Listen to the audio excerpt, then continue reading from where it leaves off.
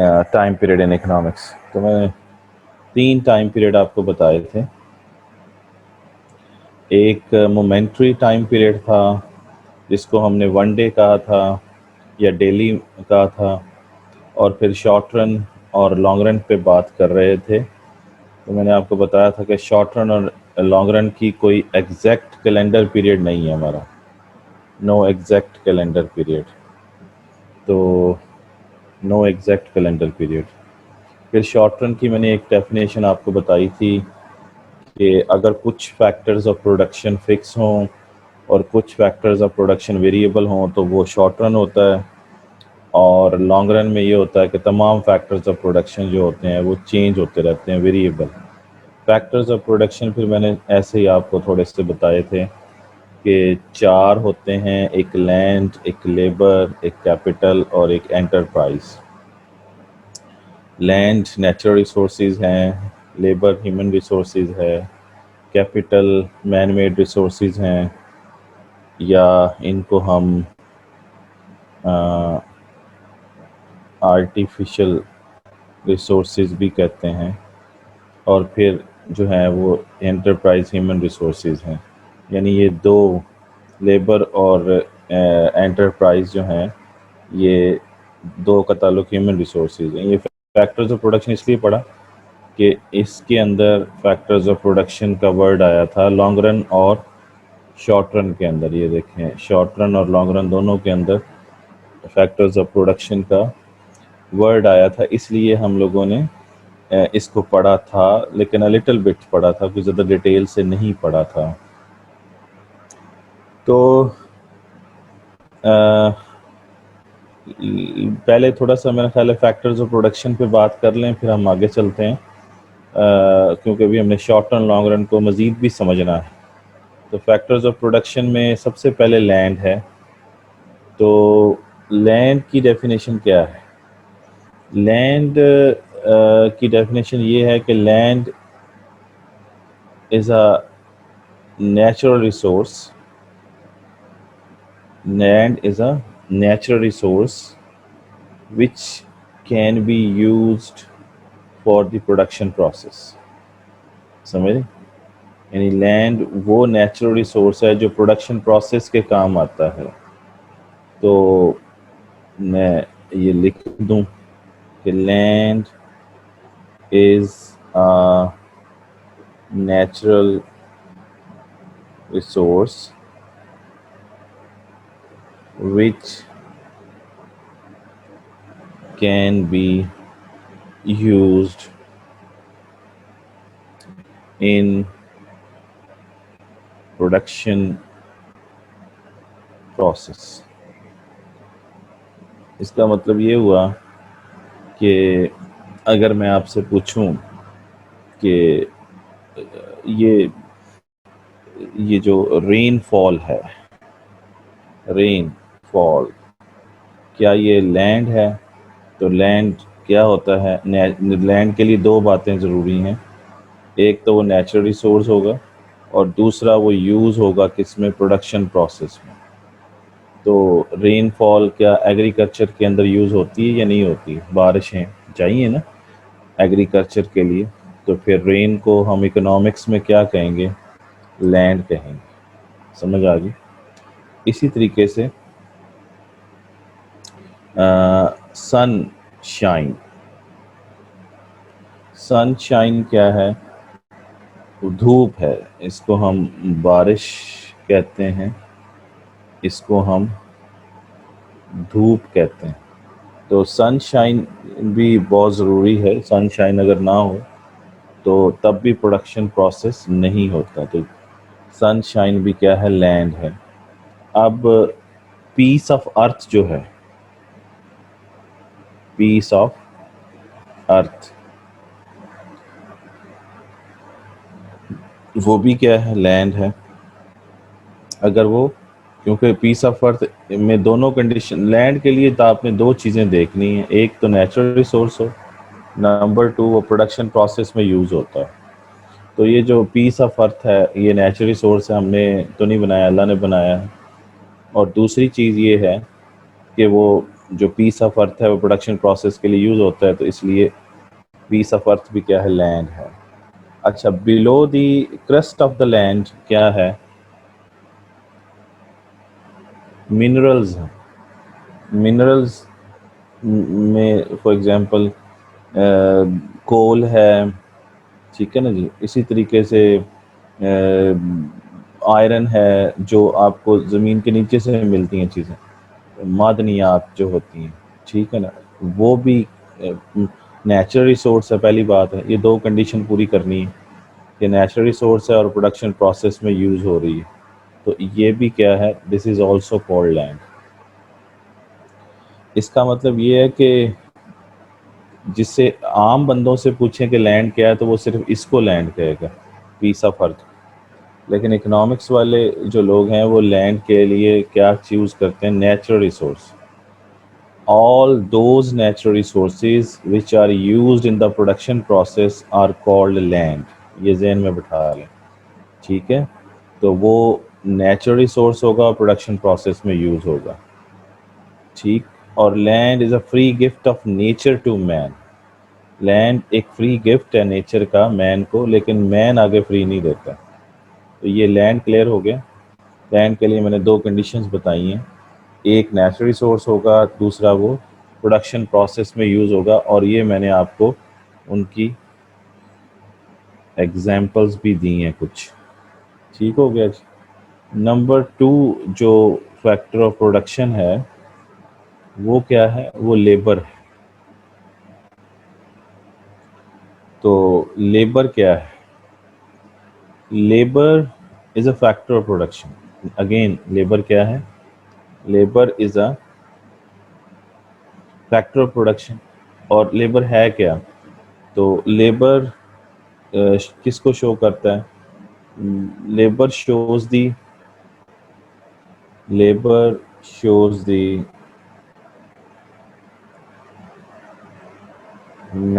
Mental and physical, mental और physical exercise of human being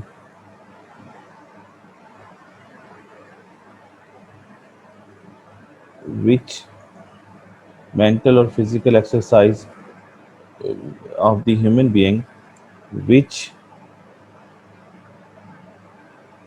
इसका मतलब ये हुआ कि एक तो मेंटल और फिजिकल एक्सरसाइज है, नंबर 2 ह्यूमन बीइंग की है, तीसरी बात ये है कि ये जो मेंटल और फिजिकल एक्सरसाइज हो रही है विच इज़ यूज्ड फॉर, किस लिए हो रही है, which is used for some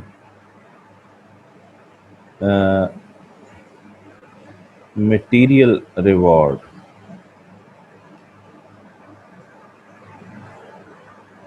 Labor shows the mental or physical exercise of the human being that is done for the sake of material reward, that is done for the sake of some material reward।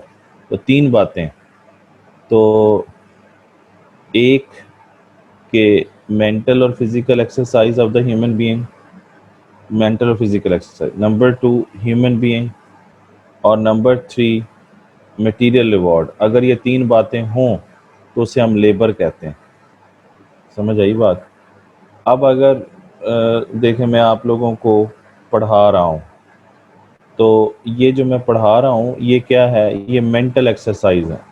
Mental exercise means ज़हनी काम, physical exercise means जिस्मानी काम। Exercise का मतलब है काम।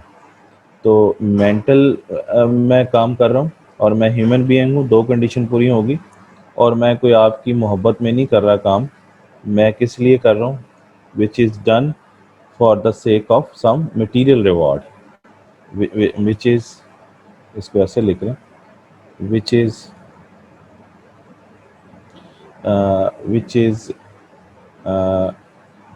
which is done for the sake of which is done for the sake of some material reward, some material reward. तो ये मैं for the sake of means के वास्ते, for the sake of material reward, यानी material reward means कि या तो मुझे ICMAP इसके लिए कोई कैश देगा इस क्लास के बदले में, या फिर वो मुझे कोई गुड्स एंड सर्विसेज देगा। लेकिन एक रिवॉर्ड और भी तो हो सकता है, वो है मॉरल रिवॉर्ड। मुझे ये एक लेटर भेज दें कि शाबाश, बहुत अच्छी क्लास पढ़ाई है तुमने, बस शाबाश भी एक रिवॉर्ड है, लेकिन वो मटेरियल रिवॉर्ड नहीं है, वो मॉरल रिवॉर्ड है। तो हमने मॉरल रिवॉर्ड नहीं हमें चाहिए, वो भी चाहिए, लेकिन इकोनॉमिक्स के अंदर बता रहा हूँ, इकोनॉमिक्स में अगर आपने मुझे ये कहना है कि मैंने लेबर की है, तो फिर मुझे आपको मटेरियल रिवॉर्ड देना पड़ेगा, यानी कैश देना पड़ेगा या गुड्स एंड सर्विसेज देनी पड़ेंगी। तो तब मेरा जो ये मेंटल वर्क होगा ना, मेंटल एक्सरसाइज होगी, तब ये मेरी लेबर कहलाएगी। समझ आ गई बात? तो लेबर के लिए क्या ज़रूरी है? 3 कंडीशंस हैं। एक कि मेंटल और फिजिकल एक्सरसाइज होगी, यानी कुछ लोग ईंटें उठाते हैं तो वो इंसान हो, इसमें जानवर शामिल नहीं है। घोड़ा गधा भी बहुत काम करता है सारा दिन, लेकिन इसके लिए ज़रूरी क्या है? ह्यूमन बीइंग होना ज़रूरी है। और फिर वो मटेरियल रिवॉर्ड के लिए भी अम्मी भी बहुत काम करती है, बहन भी आपको बहुत काम करके देती है, बेगम भी करके देती होगी। इसका मतलब ये है कि वो सारा दिन आपके, फॉर एग्जांपल आपके लिए खाना बनाती है या कपड़े इस्त्री करती है, तो वो फिजिकल एक्सरसाइज तो कर रही है और इंसान भी है, लेकिन just for the sake of satisfaction कर रही है, not for the material reward. 2 condition तो पूरी हो रही हैं। घर वाले जो काम करते हैं, लेकिन वो फिजिकल एक्सरसाइज करते हैं, मतलब, और ह्यूमन बीइंग भी हैं, लेकिन वो for the sake of material reward नहीं है, वो फॉर द सेक ऑफ क्या है? वो for the sake of satisfaction है, for the sake of love हो सकता है। वो आपसे प्यार करते हैं इसलिए आपका काम करके देते हैं, इसके अलावा और कोई वो नहीं है, वजह नहीं है। ठीक है, अब एक चीज़ और मैं समझा दूं, वो क्या कि एक होता है लेबर, एक होता है लेबर, और एक होता है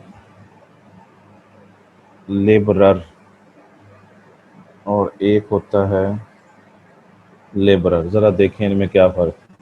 मैंने यहाँ पे लेबर लिखा है, ये क्या फ़र्क है? फ़र्क ये है कि ये दोनों जो ऊपर लिखे हुए हैं, ये दोनों कहलाते हैं लेबर, और ये जो दोनों नीचे लिखे हुए हैं, इसे पढ़ते हैं लेबरर, लेबरर। तो लेबर और लेबरर में फ़र्क है। और फैक्टर ऑफ प्रोडक्शन जो है वो ये है, ये फैक्टर ऑफ प्रोडक्शन, ये क्या है? फैक्टर ऑफ प्रोडक्शन, ये नहीं है लेबर। ये इन दोनों में कोई फ़र्क नहीं है, क्योंकि ये जो है ये USA में कहते हैं इस तरह से, ये UK में कहते हैं, लेकिन दोनों है एक ही चीज़। इसी तरीके से इसको मतलब लेबर कहेंगे और इसको भी लेबर कहेंगे, स्पेलिंग में बस फ़र्क है। इसी तरीके से ये दोनों में कोई फ़र्क नहीं है, ये दोनों एक ही चीज़ है, लेकिन USA में इसके स्पेलिंग ये है और UK में इसके स्पेलिंग ये है। तो बात समझ आ गई? तो इन दोनों का प्रोनाउंसिएशन भी सेम है, लेबरर, लेबरर। वैसे इसका उर्दू में मतलब है मजदूर, और इसका उर्दू में मतलब अगर हम देखें तो इसका मतलब है मेहनत। समझ आ रही बात? दोनों का एक ही मतलब। और फैक्टर ऑफ प्रोडक्शन मेहनत है, फैक्टर ऑफ प्रोडक्शन लेबर है, लेबर है, समझ रहे हैं ना? लेबर है। ये मैंने यहाँ पर ये LABOR ये वाला पहला वाला लिखा हुआ है, ये भी लिख दूं तो एक ही बात है, दोनों एक ही बात है। लेकिन ये बात ज़हन में रखें कि जो इंसान है वो फैक्टर ऑफ प्रोडक्शन नहीं है, इंसान फैक्टर ऑफ प्रोडक्शन नहीं है। इंसान का किया हुआ काम चाहे वो ज़हनी काम है या जिस्मानी काम है, ये काम है इसका मतलब एक्सरसाइज का। और वो काम किसी मटेरियल रिवॉर्ड के लिए होगा, तो तब वो काम जो है, काम वो लेबर है और करने वाला लेबरर है। सो लेबरर प्रोवाइड्स लेबर। नहीं समझ आई बात? कोई भी इसमें से लिख दें, यानी LABORER लेबरर, या ये लिख दें LABOURER लेबरर, एक ही बात है। लेबरर प्रोवाइड्स लेबर, लेबर एक ही बात। तो लेबरर जो है वो लेबर प्रोवाइड करता है, ये फैक्टर ऑफ प्रोडक्शन। लेकिन जो प्रोवाइड करने वाला है वो इंसान है। इंसान फैक्टर ऑफ प्रोडक्शन नहीं है, बल्कि लेबरर जो है, लेबर जो है, उसका काम जो है वो चाहिए, उस काम के लिए इंसान चाहिए इनडायरेक्टली। यानी मेरी तो आपको ज़रूरत नहीं है, असल में तो आपको ज़रूरत इस चीज़ की है कि आपको इकोनॉमिक समझ में आ जाए। उसके लिए आपने मुझे लिया है कि जी आप आ जाएं, और उसके लिए हम आपको रिवॉर्ड दे देंगे, मटेरियल रिवॉर्ड दे देंगे। समझ आ गई? तो but you can't separate the labour from the labourer. मैं ये कहूँ जी मैं आज आया हूँ तो मैं लेबर तो अपनी घर बुलाया, ऐसा नहीं कह सकता। लेबरर के साथ ही लेबर है, लेकिन लेबर चाहिए और लेबर के लिए लेबरर चाहिए।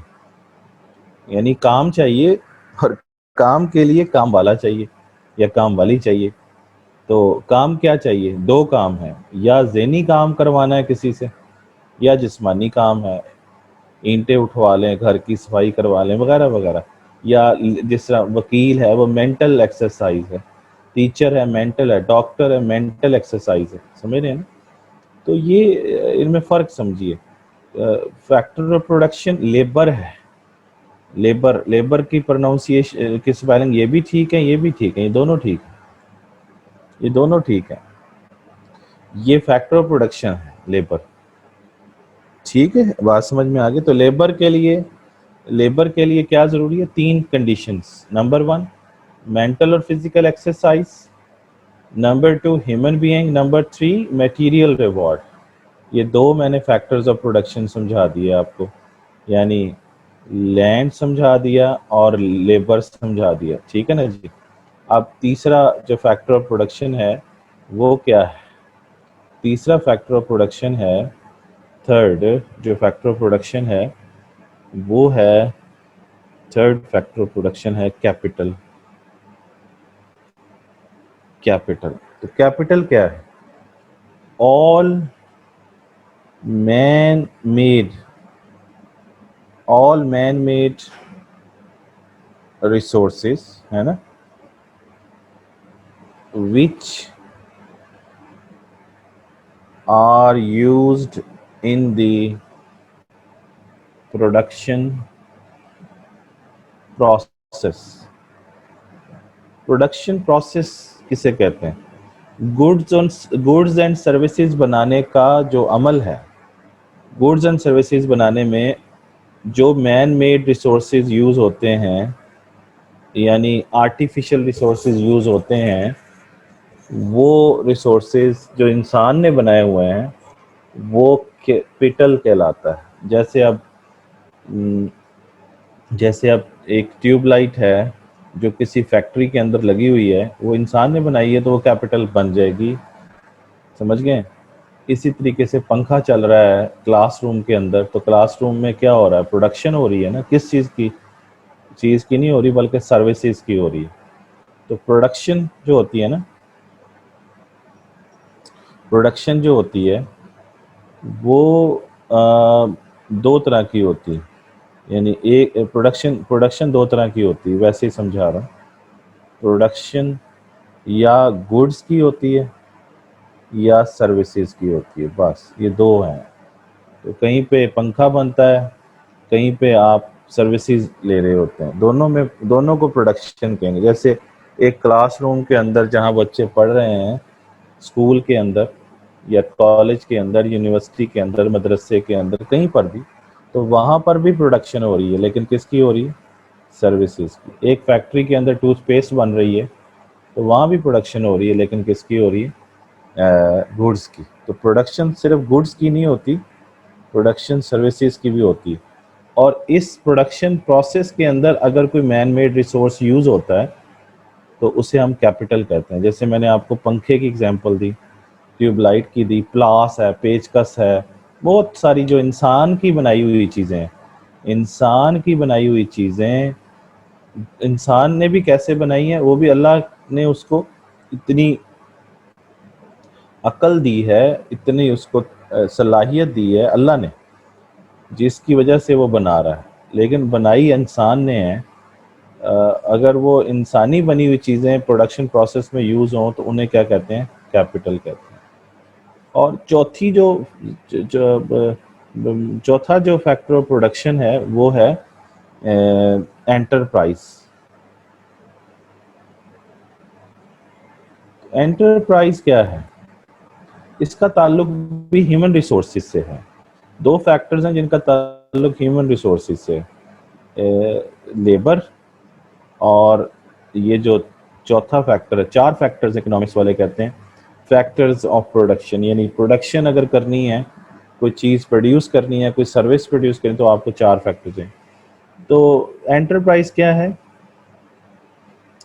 The skill of the human being to run the business. तो बिजनेस को चलाने की जो स्किल है इंसानों की, वो क्या है? वो एंटरप्राइज है। ये स्किल स्किल जो है, इस स्किल का नाम एंटरप्राइज। लेकिन वो स्किल किसकी? इंसानों की। किस तरह की स्किल? बिजनेस को रन करने की स्किल जो है वो एंटरप्राइज। नहीं समझ एक आता, बिजनेस को रन करने की जो है स्किल, उसे हम एंटरप्राइज कहते हैं। अब ये स्किल जिसके अंदर है, उस शख्स को, उस इंसान को कहेंगे एंटरप्रेन्योर। एंटरप्रेन्योर। और इसका मतलब ये हुआ कि एंटरप्रेन्योर कौन है? Who has the skill to run the business, वो एंटरप्रेन्योर कहलाएगा। और उस स्किल का नाम है एंटरप्राइज जो उसके पास है।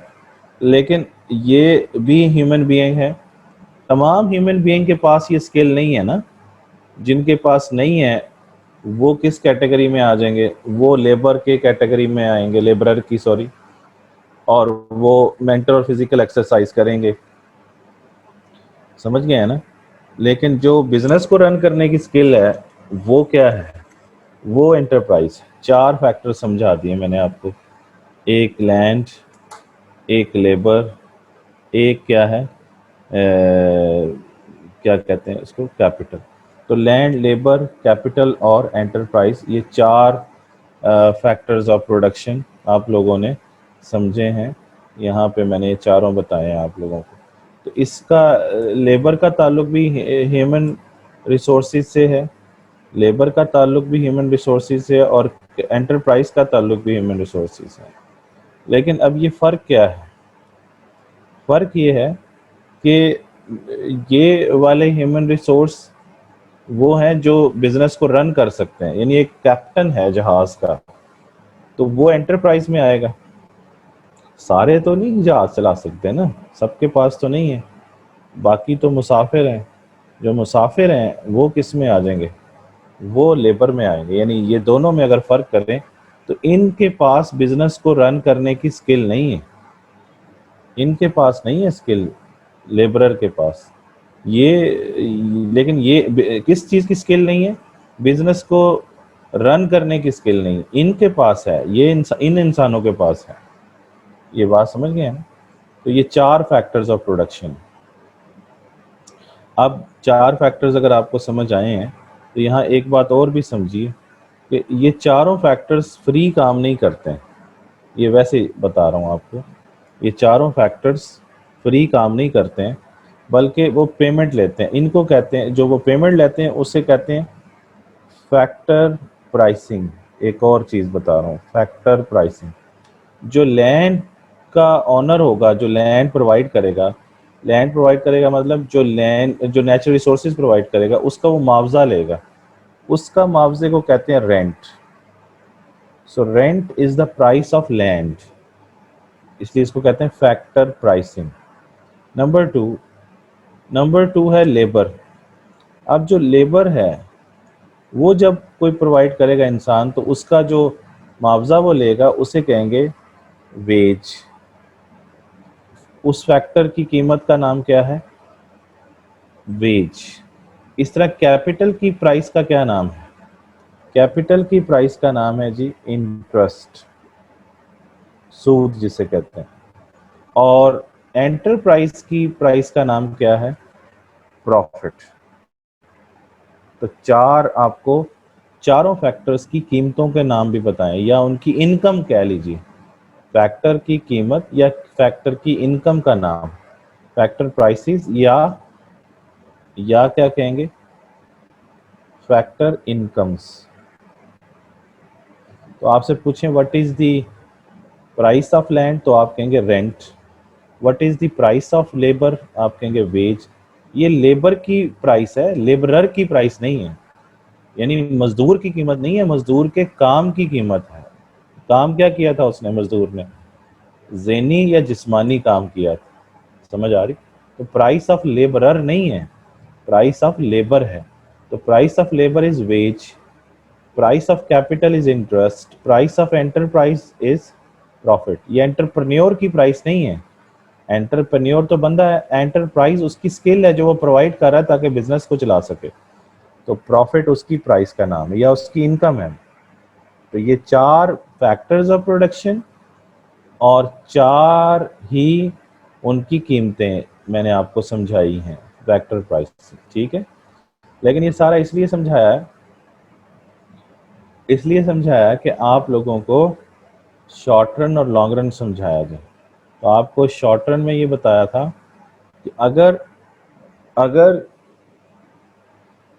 चार फैक्टर होते हैं ना, अगर उनमें से कुछ फिक्स हों और कुछ वेरिएबल हों तो शॉर्ट रन। अगर सारे ही वेरिएबल हों, factors of production, all factors of production यानी लैंड, लेबर, कैपिटल, वो वेरिएबल हों तो ये लॉन्ग रन। ये तो मुश्किल चीज़ नहीं है। ठीक है, अब मैं आपको शॉर्ट रन की एक और डेफिनेशन, क्योंकि हम टॉपिक पढ़ रहे थे टाइम पीरियड इन इकोनॉमिक्स, तो उसमें ये कुछ लफ्ज़ आए थे, कुछ टर्म्स आई थी, तो वो मैंने समझाने की कोशिश की। क्योंकि उसमें आया था फैक्टर्स ऑफ प्रोडक्शन, तो मैंने वो समझाया। लेकिन फैक्टर प्राइसिंग आपको मैंने एक्स्ट्रा समझाया, लेकिन ये काम आएगा आगे चलकर, दोबारा आएगा तो सही, लेकिन अभी समझ आ गई साथ ही इसके। अब शॉर्ट रन की एक डेफिनेशन रहती है, लॉन्ग रन की भी एक डेफिनेशन रहती है। तो शॉर्ट रन की डेफिनेशन पहली ये थी कि कुछ फैक्टर्स फिक्स थे, कुछ फैक्टर वेरिएबल थे। जैसे जैसे मैं अभी दूसरी डेफिनेशन समझाने से पहले एक बात और बताऊं, और एक बात और हम कर लें, वो ये कि मैं ये कहूं कि फॉर एग्जांपल एक एक चीज़ और समझा रहा हूं। हम ये कहें कि output is a function of inputs. इसको इसको हम कहते हैं प्रोडक्शन फंक्शन। प्रोडक्शन फंक्शन यानी आउटपुट और इनपुट को। और आउटपुट को फॉर एग्जांपल हम कह रहे हैं क्यू। तो Q is a function of inputs. कौन से होते हैं? फैक्टर्स ऑफ प्रोडक्शन जो हैं, ये जो चार फैक्टर्स पढ़े थे आप लोगों ने, फैक्टर्स ऑफ प्रोडक्शन, इनको फैक्टर्स ऑफ प्रोडक्शन भी कहते हैं, इनको रिसोर्सेज भी कहते हैं, और इनको इनपुट्स भी कहते हैं। समझ आ गई? फैक्टर्स ऑफ प्रोडक्शन ये चारों जो हैं, इनको हम रिसोर्सेज भी कहते हैं और इनपुट्स भी कहते हैं। तो अब यहाँ पे फैक्टर्स ऑफ प्रोडक्शन या इनपुट्स की जगह पे ये चारों आ सकते हैं ना, यानी लैंड, लेबर, कैपिटल और एंटरप्राइज, ये चारों फैक्टर्स आ गए, ये इनपुट्स आ गए सारे, ये आउटपुट आ गई। अब देखें, मैं ये लिखता हूँ output is a function of land, labour, capital और एंटरप्राइज। ये एब्रीवेशन है, लैंड के लिए भी एल लिखा, लेबर के लिए भी एल, कैपिटल को के से डिनोट किया और एंटरप्राइज को हमने ई से डिनोट कर दिया, एंटरप्राइज। ठीक है ना जी, एंटरप्राइज। तो ये चार फैक्टर्स। अब अगर मैं इस प्रोडक्शन फंक्शन के अंदर, प्रोडक्शन फंक्शन क्या बता रहा है? प्रोडक्शन फंक्शन रिलेशनशिप बता रहा है between inputs and outputs. Production function shows the technical relationship between inputs and output. तो Q का मतलब आउटपुट है। अब अगर आपसे पूछें कि ये प्रोडक्शन फंक्शन जिसमें चार फैक्टर्स हैं, ये लॉन्ग रन का है या शॉर्ट रन है ये, तो आप देखें इसके ऊपर एल के ऊपर, दोनों एल के ऊपर, के के ऊपर, ई के ऊपर कोई भी बार नहीं है। बार मीन्स कि हमने किसी को कांस्टेंट नहीं किया हुआ, तो ये फिर क्या बन जाएगा? ये लॉन्ग रन प्रोडक्शन फंक्शन बन जाएगा, लॉन्ग रन प्रोडक्शन फंक्शन। लेकिन अगर मैं यहाँ लिख दूँ output is a function of land, labour, capital, enterprise, और लैंड को फिक्स कर दूँ, ये बार लगाने का मतलब फिक्स कर दूं, तो कुछ फैक्टर फिक्स हो गए या एटलीस्ट वन फैक्टर भी फिक्स हो गया, तो ये शॉर्ट रन का बन जाएगी कहानी। This is short run production function. समझ आ गई बात? क्योंकि ये मैंने एक फैक्टर को फिक्स कर दिया, दो कर दूं तब भी शॉर्ट रन है। क्योंकि शॉर्ट रन की डेफिनेशन में हमने कहा था कि सम फैक्टर्स, याद करें सम, ये शॉर्ट रन की डेफिनेशन लिखी है। शॉर्ट रन की डेफिनेशन में कहा था some factors of production are fixed and some factors of production are variable। तो यहाँ पे देखें तो मैंने दो फैक्टर्स को फिक्स कर दिया या एक कर दिया, कम से कम एक भी हो जाएगा तो शॉर्ट रन हो जाएगा। तो ये जिसमें कोई फिक्स नहीं किया, जिस पे बार नहीं लगाई, जैसे इस पे बार लगाई हुई है, इस पे बार लगाई हुई है, तो ये दोनों फिक्स हो गए, ये दोनों वेरिएबल हैं। तो जहाँ कुछ फिक्स होंगे कुछ वेरिएबल, एक भी फिक्स हो जाएगा तो शॉर्ट रन। समझ आ गई? तो ये शॉर्ट रन प्रोडक्शन फंक्शन, ये long run production function. Long run में हमने कहा था कि all factors of production, long run is a time period in which all factors of production are variable. Economics में आपको ये धोखा मिलेगा, तो कहेंगे 1 साल होता है शॉर्ट रन या 10 साल होता है या 5 साल होता है, तो आप कहें हमें नहीं पता, क्योंकि आपने तय किससे करना है? Length of the time period से नहीं करना, इकोनॉमिक्स में नहीं करना। इकोनॉमिक्स के अंदर exact calendar period short run और लॉन्ग रन को तय करने के लिए नहीं है। ये मैंने लिखा था, नो एग्जैक्ट कैलेंडर पीरियड, नहीं नहीं नहीं बताना। किस तरह बताना है? फैक्टर्स ऑफ प्रोडक्शन को देखना है कि उसमें कितने आ रहे हैं, जितने भी आ रहे हैं उनमें से, है टोटल 4, हो सकता है किसी एक थ्योरी में 2 आ जाए, तो उन दोनों में से देखना है कि कोई फिक्स है। अगर फर्स्ट करें 2 बताता है थ्योरी के अंदर, ये तो जर्नल है ना, 4 तो टोटल होते हैं, लेकिन थ्योरी किसी एक थ्योरी में 2 आ जाते हैं, तो वो 2 में से चेक कर लेना है कि दोनों अगर वेरिएबल हैं तो लॉन्ग रन, और दोनों में से कोई एक भी फिक्स है, एक भी फिक्स है तो शॉर्ट रन। दोनों फिक्स नहीं हो सकते। समझ आ गई बात? ये है स्टोरी जो मैंने आपको शॉर्ट रन की दोबारा बताई है और लॉन्ग रन की दोनों दोबारा बताई। अब इसकी एक एक डेफिनेशन रह गई थी, वो दोबारा पढ़ते हैं। शॉर्ट रन, तो शॉर्ट रन की एक और डेफिनेशन है, short run is a time period in which new firms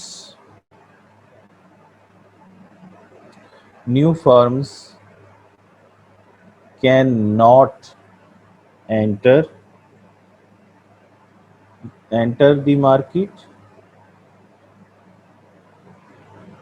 and old means existing जो पहले से मौजूद हैं, firms can not leave, can not, can not leave, sorry, can not leave the market. ठीक है जी। New firms, new firms can not enter the market, old and existing firm can not leave the market. समझ गए? इसका मतलब यह है, if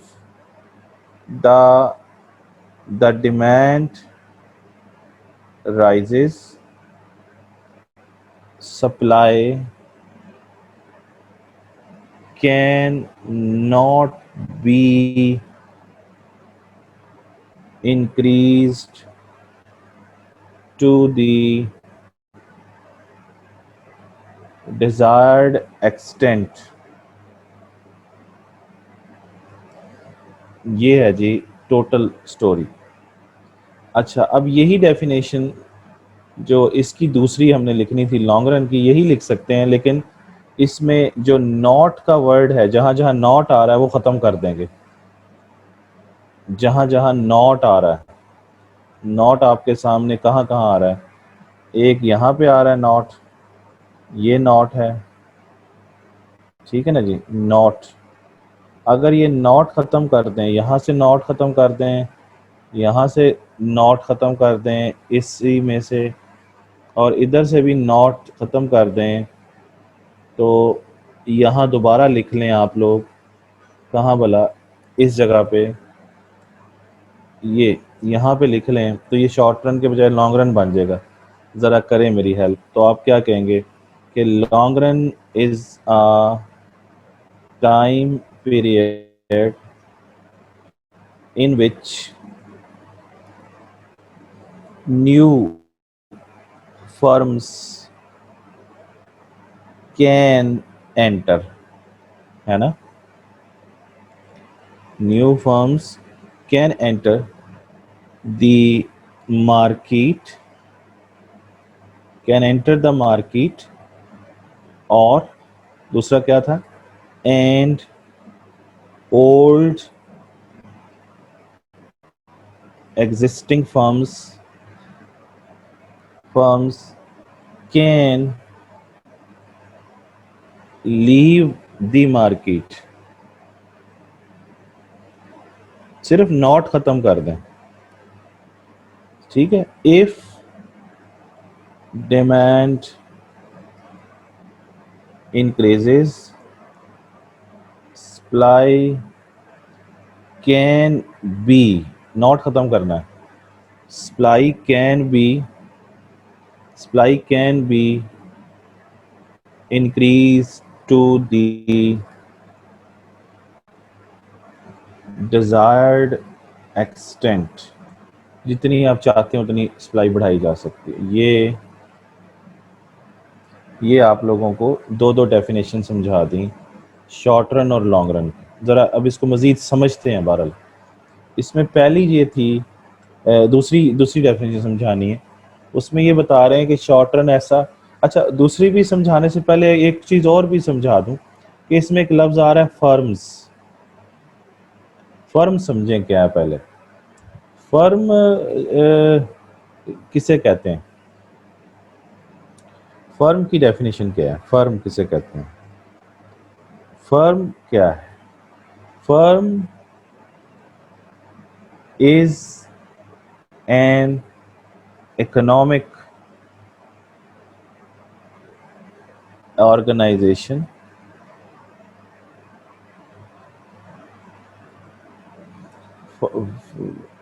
firm is an economic organization which is independent, which is independent to take the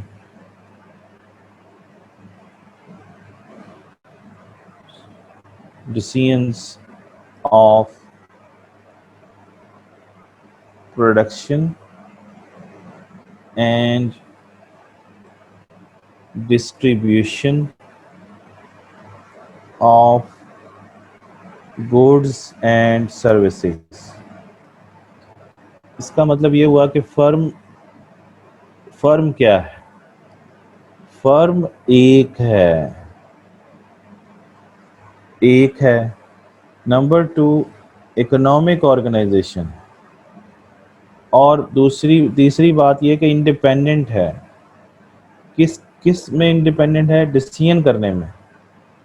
किसके decision? Production के और distribution के, गुड्स एंड सर्विसेज के। इसका मतलब ये हुआ कि फर्म एक है, एक होती है। नंबर टू, इकोनॉमिक होती है। इकोनॉमिक का मतलब ये है कि जो अल्लाह के वास्ते काम ना करे। इकोनॉमिक का मतलब ये है कि जो प्रॉफिट के लिए काम करे। समझ आ गई? अल्लाह के वास्ते नहीं। इकोनॉमिक का मतलब है कि जो प्रॉफिट के लिए काम करेगी, वो इकोनॉमिक है। और तीसरी चीज़ ये है कि वो इंडिपेंडेंट हो, कि वो जो चीज़ बनाना चाहे और जो चीज़ डिस्ट्रीब्यूट करना चाहे, गुड्स एंड सर्विसेज, गुड्स भी और सर्विसेज की डिसीजंस की प्रोडक्शन और डिस्ट्रीब्यूशन के डिसीजंस के अंदर वो इंडिपेंडेंट हो, जो मर्जी करे। अब आप आ जाइए इसकी एग्जांपल्स के ऊपर। तो कोलगेट जो टूथपेस्ट है, कंपनी जो है उसकी, क्या वो फर्म है? जी बिल्कुल, क्योंकि वो प्रॉफिट के लिए है, काम करती एक है और उसकी प्रोडक्शन और डिस्ट्रीब्यूशन की जिम्मेदार भी है, इंडिपेंडेंट भी है। इस तरह जीएफसी फैन है, तो जीएफसी फैन कंपनी जो है ये इकोनॉमिक ऑर्गेनाइजेशन है, एक है, इंडिपेंडेंट है प्रोडक्शन और डिस्ट्रीब्यूशन के वाले से, तो वो फर्म कहेगी इकोनॉमिक्स में, उसे फर्म कहेंगे उसको। इस तरह एक फॉर एग्जांपल एक दही बड़े वाला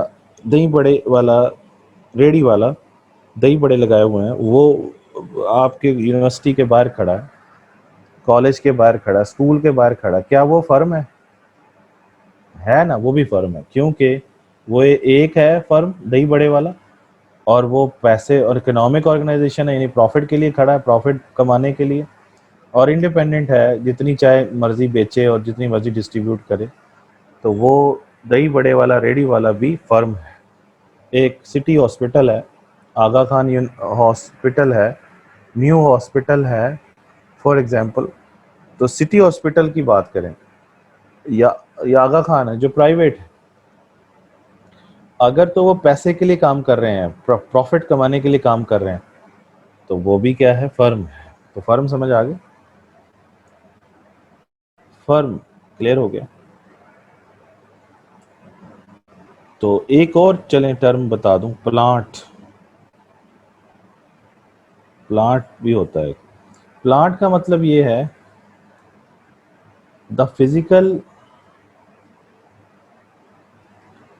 एस्टैब्लिशमेंट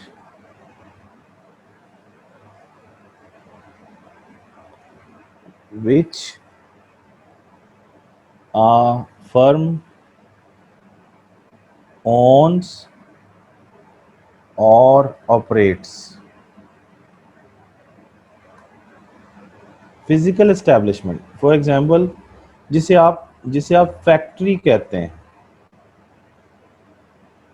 फैक्ट्री, प्लांट और फैक्ट्री का फिजिकल एस्टैब्लिशमेंट। जैसे एक फर्म है, उसके बाहर लिखा हुआ है XYZ फर्म, तो XYZ तो फर्म है, लेकिन ये जो उसकी ये बाउंड्री है फिजिकल एस्टैब्लिशमेंट, उसके अंदर ये कमरे हैं और पूरी फैक्ट्री है, ये प्लांट है।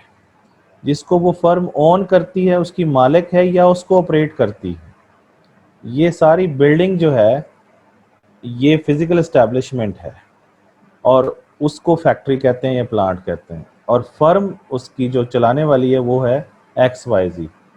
बात समझ आ गई? Physical establishment that a firm owns, जिसकी वो मालिक होती है, या मालिक ना हो तो किराए पे होगी बिल्डिंग, वो ऑपरेट करती है, उसमें मशीनें भी पड़ी हुई हैं, चीज़ें पड़ी हुई हैं सारी, वो सारा उसकी प्लांट है। तो फर्म और प्लांट में फ़र्क समझ आ गया? फर्म प्लांट को ओन करती है, ऑपरेट करती है। फर्म क्या है? जो एक होती है और इकोनॉमिक ऑर्गेनाइजेशन होती है, यानी प्रॉफिट के लिए काम करती है, और इंडिपेंडेंट होती है प्रोडक्शन डिस्ट्रीब्यूशन। एक चीज़ और समझा दूँ, उसे कहते हैं इंडस्ट्री। ये आगे चलकर काम आएंगी, ये बेसिक टर्म्स हैं। फर्म, प्लांट, इंडस्ट्री में फ़र्क है। इंडस्ट्री किसे कहते हैं? इंडस्ट्री कहते हैं more than one firms, more than one firms, more than one firms producing the homogeneous, homogeneous का मतलब है सिमिलर, सिमिलर प्रोडक्ट्स। एक से ज़्यादा फर्म अगर एक जैसी चीज़ें बना रही हों तो उसे इंडस्ट्री कहते हैं। ये ज़हन में आ गई बात? मतलब जैसे हम कहें पाकिस्तान की टायर इंडस्ट्री, टायर, तो टायर जो गाड़ियों में चलते हैं, तो वो एक से उसमें पाकिस्तान की टायर इंडस्ट्री में कितनी फर्म्स हैं? तो आप कहेंगे पाकिस्तान की टायर इंडस्ट्री में 20 फर्म्स हैं, क्योंकि उसमें एक से, इसलिए इंडस्ट्री बोल रहे हैं मोर देन वन फर्म्स हैं और एक जैसी चीज़ बना रहे हैं। इस तरह ये कहें कि पाकिस्तान में साबुन बनाने की इंडस्ट्री जो है उसमें कितनी फर्म्स हैं, तो आप बता देंगे जी इतनी फर्म्स हैं, 50 है, 40 हैं, 60 हैं। तो इंडस्ट्री के लिए दो बातें हैं, एक से ज़्यादा फर्म्स होंगी और एक जैसी चीज़ें बना रही होंगी। अब आप कहेंगे अगर एक से ज़्यादा फर्म्स हों और एक जैसी चीज़ें ना बना रही हैं तो फिर उसको मतलब फॉर एग्जांपल टीवी है, तो टीवी में 10 फर्म्स हैं टीवी बनाने वाली, लेकिन वो एक जैसी नहीं बना रही, कोई डिफरेंट किस्म के टेलीविज़न बना रहे हैं, तो उसको एक से ज़्यादा वाली शर्त तो पूरी हो गई, लेकिन एक जैसी चीज़ें बनाने वाली शर्त पूरी नहीं हुई, तो उसको फिर इंडस्ट्री नहीं कहते, फिर उसको कहते हैं प्रोडक्ट ग्रुप। ये ऐसे ही आपको कुछ टर्म्स मैंने बताई हैं। प्रोडक्ट ग्रुप, प्रोडक्ट का मतलब, प्रोडक्ट ग्रुप होता है more than one firms producing the differentiated products. ठीक है, चलें वापस आ जाते हैं। ये मैंने असल चीज़ जो बतानी थी वो ये थी कि शॉर्ट रन की डेफिनेशन में हम ये कह रहे थे कि न्यू फर्म्स जहाँ पे ना आ सकें, कैन नॉट एंटर, और द मार्केट, और ओल्ड भी जाए नहीं, यानी टाइम पीरियड इतना नहीं होता जिसमें नई फर्म आ सके और ना ही ओल्ड फर्म जा सकती है मार्केट से, तो समझें शॉर्ट रन है। ठीक है, और अगर ऐसा है जिसमें नई फर्म्स आ नहीं सकती, पुरानी जा नहीं सकती मार्केट से, और इस दौरान आप उस चीज़, उसी फर्म की कमोडिटीज़ की डिमांड में इजाफा हो जाता है, तो सप्लाई कितनी बढ़ा लेंगे आप? एग्जिस्टिंग फर्म्स ही बढ़ाएंगे ना, तो सप्लाई बढ़ेगी तो सही, लेकिन जितना चाहते हैं, डिज़ायर्ड जितना हम कर रहे हैं, उतनी supply can not be increase. ये देखें, can not be increase, supply उतनी नहीं बढ़ सकती, क्योंकि नई फर्म नहीं आ रही ना। नई फर्म आती तो वो सप्लाई उतनी बढ़ा सकते। तो ओल्ड और एग्जिस्टिंग फर्म्स ही अगर एक शिफ्ट में काम कर रही होंगी तो वो सप्लाई, डिमांड के बढ़ने से सप्लाई तो बढ़ानी है ना उन्होंने, तो वो ओल्ड फर्म्स जो हैं वो अपनी डबल शिफ्ट कर लेगी या थ्री शिफ्ट में काम करना शुरू कर देगी, तो सप्लाई तो बढ़ाएंगे वो मिलकर, लेकिन वो इतनी नहीं बढ़ा सकते। ठीक हो गया? तो न्यू फर्म्स कैन नॉट, लेकिन लॉन्ग रन की डेफिनेशन यहाँ भी देखें, कोई कोई एग्जैक्ट टाइम पीरियड नहीं आ रहा, आपने सिचुएशन में देखना है कि नई फर्म एंटर हो रही है, नहीं हो रही, तो आपने कहना शॉर्ट रन। पुरानी जा रही है, नहीं जा रही, तो आप कहेंगे शॉर्ट रन। उसके बाद तीसरी बात, लॉन्ग रन में जब आप आएंगे तो आप कहेंगे नई फर्म्स एंटर हो रही हैं, जहां आपको नजर आएगा नई फर्म एंटर हो रही है तो आप कहेंगे लॉन्ग रन। और ओल्ड और एग्जिस्टिंग फर्म भी जा सकती हैं मार्केट को छोड़ के। मार्केट को जाना, छोड़कर जाने का क्या मतलब है? कौन जाता है छोड़ के मार्केट? जो लॉस में होता है। और नई फर्म क्यों आना चाहती है मार्केट में? जिनको सुपर नॉर्मल प्रॉफिट नजर आ रहा होता है। तो आने की भी कोई एक बेस होती है और जाने की भी एक बेस होती है। आने की जो बेस है वो सुपर नॉर्मल प्रॉफिट है, और जाने की जो बेस है वो लॉस है। समझ आ गई? तो नई फर्म्स अगर आ रही हों और पुरानी जाना चाहें तो जा सकती हों, तो उसे हम लॉन्ग रन कहेंगे। तो इस दौरान अगर डिमांड में इजाफा हो जाए तो फिर सप्लाई जितनी चाहें बढ़ा लें आप डिज़ायर्ड एक्सटेंट तक, क्योंकि नई फर्म भी आ रही हैं। तो नई फर्म के आने की वजह से सप्लाई डिमांड बढ़ भी जाती है आप उन चीज़ों की, तो नई फर्म्स आके उन डिमांड को पूरी कर लेंगी और सप्लाई को बढ़ाया जा सकता है जितना आप चाहते हैं। पुरानी जाती है तो चली जाए, नई तो आ रही है ना। तो अब आपको शॉर्ट रन और लॉन्ग रन क्लियर हो गया कि नहीं? तो शॉर्ट रन और लॉन्ग रन मैंने आपको ये बताया है।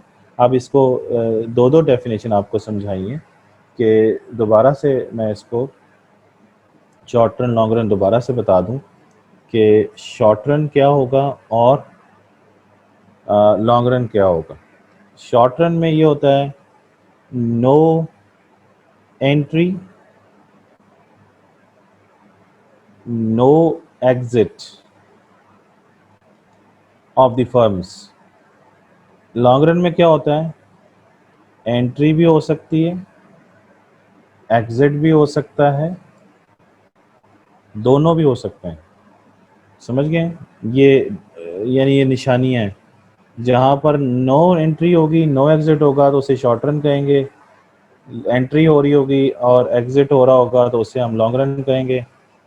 ये उसके अलावा डेफिनेशन क्या है कि सम या at least one factor of production is fixed, तो ये शॉर्ट रन। और लॉन्ग रन में all factor of production are variable,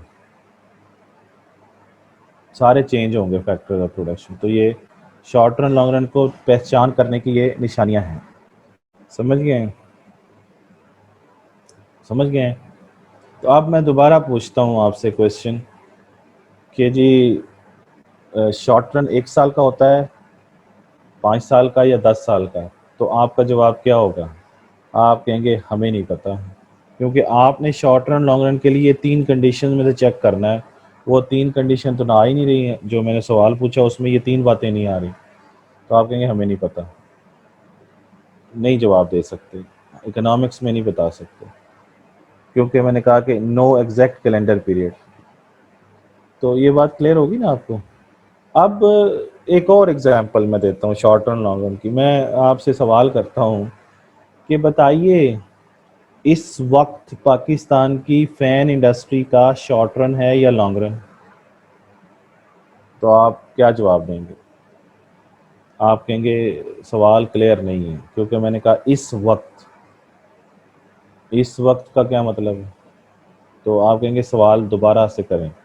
तो मैं कहता हूँ चलो मैं ज़रा क्लियर कर देता हूँ कि 2000 से लेके 2001 2002 चलते चलते चलते 2020 तक चलें बता दें पाकिस्तान की फ़ैन इंडस्ट्री का शॉर्ट रन है या लॉन्ग रन है, ये ईयर्स लिखे हैं। तो आप अभी भी नहीं बता सकते।